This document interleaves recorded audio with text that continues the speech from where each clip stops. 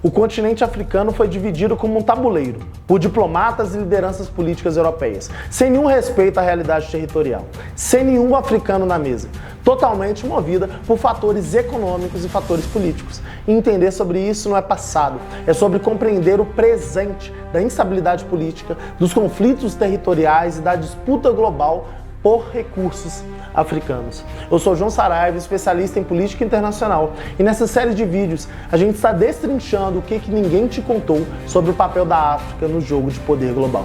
Mais do que uma conferência, o que aconteceu em Berlim entre 84 e 85 foi o marco de um sequestro geopolítico que atravessa séculos. O fim do século XIX marca uma nova época na história moderna, o imperialismo industrial. A Europa agora queria mais do que corpos, queria borracha, ouro, diamantes, terras cultiváveis, rotas comerciais, zonas de influência e rios navegáveis. É nesse contexto que surge a Conferência de Berlim, em 1884 e 1885, convocada por Otto von Bismarck. O objetivo oficial era estabelecer regras para a ocupação do continente africano.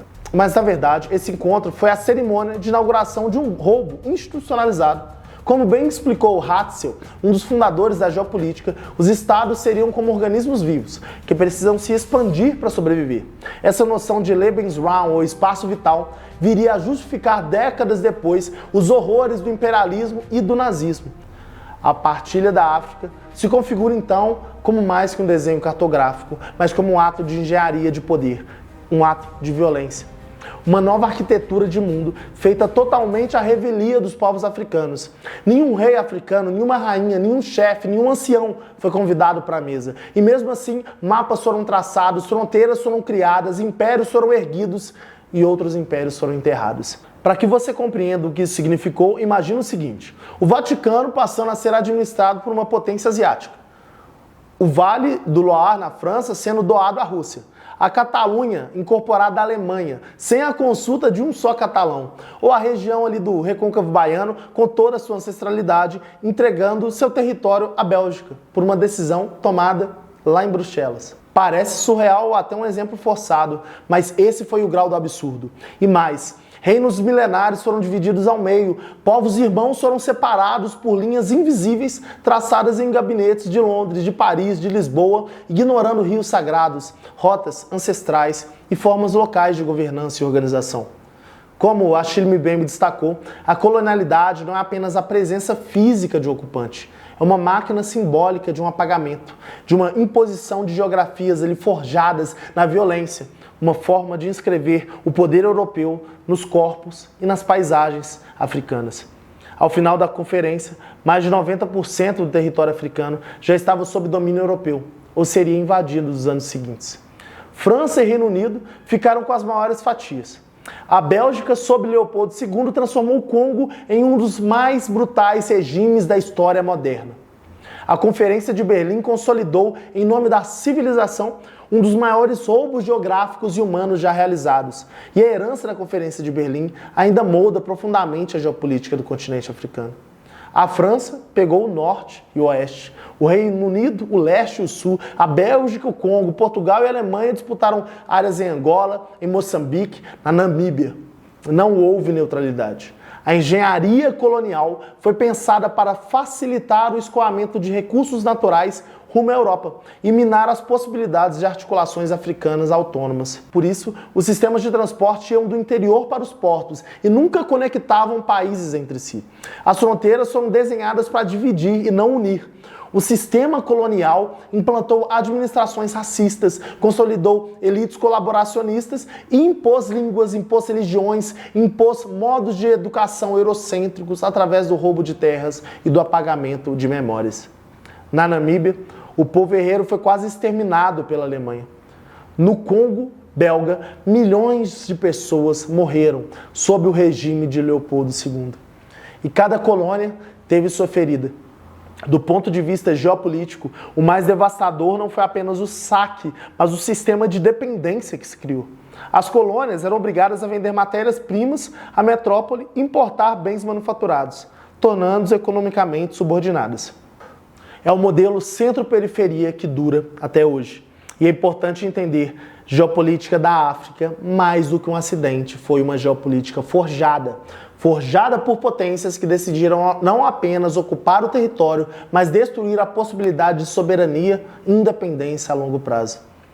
A colonização desenhou um continente totalmente fragmentado, vulnerável e permanentemente dependente. E quando os ventos da independência começam a soprar na África, lá para o século XX, as estruturas de dominação já estavam enraizadas demais para serem desfeitas rapidamente. A partir disso, é importante a gente entender as subdivisões da África e as principais regiões estratégicas. Primeiro, a África setentrional, ou norte da África. Aqui estão países como Egito, Líbia, Argélia, Tunísia e Marrocos. É uma região árabe, de maioria muçulmana, sunita, fortemente conectada ao Oriente Médio, especialmente via Egito, que é o principal ponte ali entre as duas regiões. O controle do canal de Suez na região transforma o Egito num ator que é chave na geopolítica global. Outra região é a África Ocidental. Engloba países como Nigéria, como Senegal, como Costa do Marfim, Gana e Burkina Faso. É uma das regiões mais populosas e economicamente dinâmicas, mas também onde se concentram golpes militares recentes, disputas por recursos minerais e instabilidade democrática constante. A Nigéria, por exemplo, é um dos maiores produtores de petróleo do mundo e uma potência continental. África Central. República Democrática do Congo, Camarões, Chad, República Centro-Africana.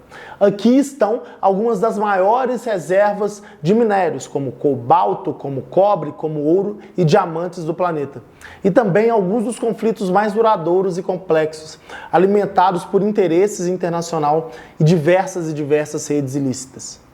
Outra região é a África Oriental. Essa região inclui Etiópia, Quênia, Somália, Tanzânia, Sudão e Eritreia. É um corredor estratégico por causa da proximidade principalmente com o Mar Vermelho e o Golfo do Aden, regiões essenciais para o comércio global. É também foco de intensas disputas territoriais, intensas guerras civis, fome e disputas pela água do Rio Nilo. África Austral. A África Austral é composta por África do Sul, Angola, Zâmbia, Moçambique, Namíbia, Zimbábue.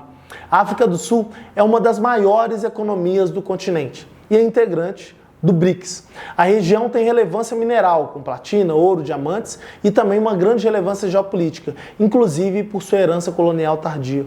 O apartheid, inclusive, só foi cair lá nos anos 1990. Precisamos falar também da África subsaariana. Essa é uma categoria transversal, na realidade, que reúne todos os países africanos situados ao sul do deserto do Saara. Há políticos. É usada tanto em termos geográficos quanto em termos raciais. Por exemplo, quando se fala das nações africanas mais afetadas pela escravidão atlântica ou pelos ciclos de pobreza pós. Esse é o legado da partilha. Um continente de fronteiras artificiais, estados frágeis, elites formadas no molde colonial e populações negras que, mesmo em suas próprias terras, continuam a lutar por dignidade e autodeterminação. Cada subdivisão da África carrega uma geopolítica própria. E entender isso é romper com o apagamento que nos ensinaram. Se esse vídeo te fez enxergar a África de um jeito diferente, comenta aqui o que mais te surpreendeu. E vem comigo, que no próximo bloco vamos falar das independências e da nova dependência forjada no pós-colonialismo.